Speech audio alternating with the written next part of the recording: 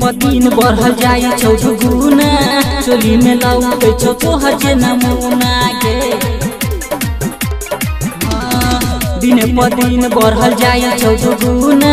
चोली में लौके छौ तोहर जे नमूना देखिए के मामा बसनाई का गेल गे सनाई का गेल गे सनाई का गेल गे त पहिले छेलौ छोट जे छौरी अब लटाई का गेल गे त पहिले छेलौ छोट जे छौरी अब लटाई का गेल गे लटाई का गेल गे पहिले छेलौ छोट जे छौरी अब लटाई का गेल गे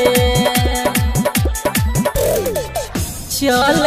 छुपा के हरदम के करो नहीं बताबै छे कि ऐसन समान में छौ हमरा नहीं देखाबै छे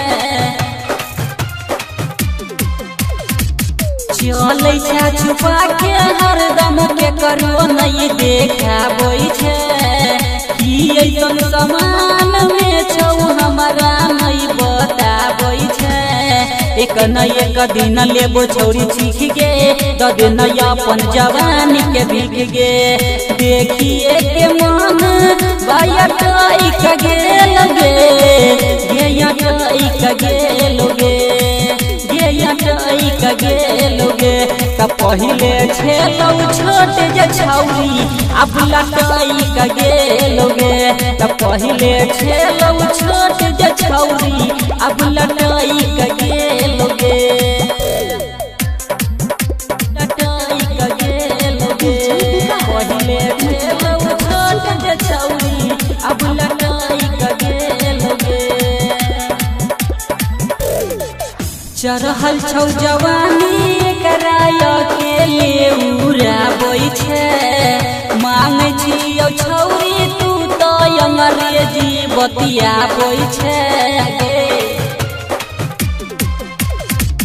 चढ़ल छौ जवानी कराय के लिए उड़ाबै छे मांगे छियौ छौरी तू तो अंग्रेजी बतियाबै छे कर बोला के उपाय तोरा पटाबै में जे हमर हेल्प होई रोहित के बताबै में राखे समझब माजे तार के खाई सगेल गे छौरी खाई सगेल गे